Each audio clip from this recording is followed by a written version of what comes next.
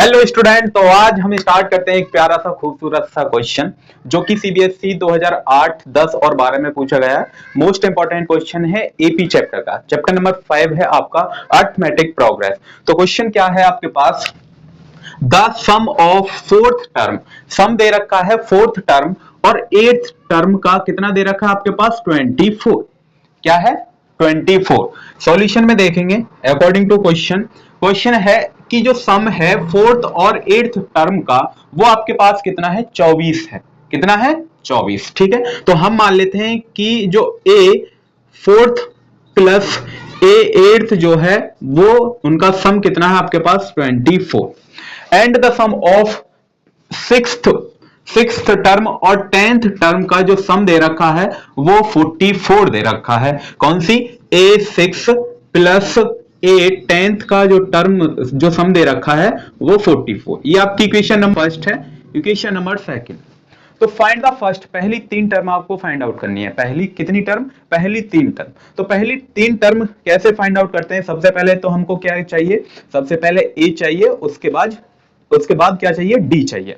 पहले ए चाहिएगा, उसके बाद डी चाहिएगा, तभी तो हम पहली 3 टर्म निकाल सकते हैं। तो ये दो आपके पास इक्वेशन है, इनसे ही हम सबसे पहले ए या डी निकालेंगे। वो क्वेश्चन के अकॉर्डिंग पता चलेगा कि ए निकलेगा पहले या डी निकलेगा। ठीक है, तो A4 को आप फॉर्मूला जानते हैं। ए एन का फॉर्मूला क्या होता है, a n is equal to A plus n minus 1 into d. ये फॉर्मूला होता है। एन की वैल्यू कितनी दे रखी है 4, तो A4 is equal to A plus 4 minus 1 into D. तो A4 is equal to A plus 3D। A4 को हम क्या लिख सकते हैं, A प्लस 3D। तो लिखिए A plus 3D plus A8 को हम क्या लिख सकते हैं, A plus 7D is equal to 24।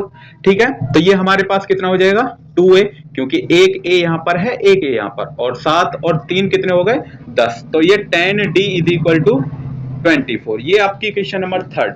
Same equation number second, तो A plus 5D plus A plus 9D is equal to 44। A और A कितने हो गए आपके पास 2A प्लस 9D और 5D कितने हो गए आपके पास 14D इज इक्वल टू 44। ये आपकी इक्वेशन नंबर फोर्थ है। थर्ड और फोर्थ को जैसे आप देखेंगे तो इसमें 2A आ रहा है, इसमें भी क्या आ रहा है 2A, दोनों में 2A और 2A है। ठीक है, तो हम क्या कर रहे हैं, सब्ट्रैक्ट कर देंगे। सब्ट्रैक्ट इक्वेशन कौन सी, थर्ड को फोर्थ में से, थर्ड एंड फोर्थ इक्वेशन को जैसे आप सब्ट्रैक्ट करेंगे तो ये 2A से 2A कैंसिल आउट हो जाएगा। तो 14D में से 10D सब्ट्रैक्ट करेंगे तो आपके पास कितना आएगा माइनस के 4D। कितना आएगा माइनस के 4D इज इक्वल टू, इस तरफ भी माइनस आएगा। 44 में से जैसे ही आप 24 को सब्ट्रैक्ट करेंगे तो ये आपके पास 20 आएगा। ठीक है, माइनस से माइनस कैंसिल आउट, बट आपको काटना नहीं है। तो डी की वैल्यू आपके पास आ गई 5। डी की वैल्यू 5, क्योंकि 4 पंजे कितने होते हैं 20, तो डी बराबर कितना आ गया 5। तो इसको पुट कर देंगे, पुट इन इक्वेशन, किसी में भी पुट कर सकते हैं, फोर्थ में या थर्ड में। तो हम पुट कर रहे हैं कौन सी, थर्ड वाली में। तो डी की वैल्यू जैसे ही आप पुट करेंगे थर्ड इक्वेशन में, थर्ड ये रही हमारी 2A प्लस 10 मल्टीप्लाई डी की वैल्यू 5 है इज इक्वल टू 24।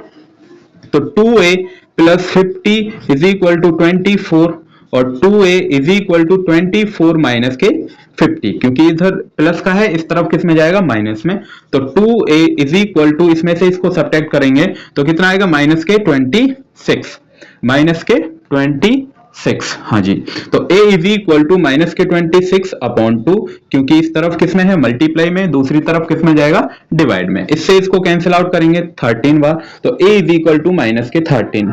तो पहली जो टर्म है वो आपके पास कितनी आई है माइनस के 13। और पूछा क्या था, फाइंड द फर्स्ट 3 टर्म। तो पहली टर्म A1 तो ये होगा ये हमारे पास, तो A1 A प्लस A2 हम कैसे निकालेंगे, A2 का formula A plus D। A की वैल्यू आपको पता है कितनी माइनस के 13 प्लस D की वैल्यू आपको पता है 5। तो सेकंड जो टर्म आ जाएगी वो आपके पास कितनी आ जाएगी 8 5 13 माइनस के 8। तो A2 आपके पास ये हो गई। A3 निकालेंगे तो A3 A प्लस 2D, बिल्कुल राइट फॉर्मूला है। तो a की वैल्यू आपके पास माइनस के 13 प्लस 2 मल्टीप्लाई d की वैल्यू 5 है। ठीक है, माइनस के 13 प्लस के 10 तो माइनस की 3 आपके पास a3। तो पहली ही 3 टर्म पूछी थी, ये आपकी a3 है, ये a2 है और ये आपकी कौन सी है, a1। ठीक है, आई होप कि आपको ये क्वेश्चन समझ में आया हो। ठीक है, तब तक के लिए पढ़ाई करते रहिए। ऑल द वेरी बेस्ट, मिलते हैं फिर अगली वीडियो में। Thank you.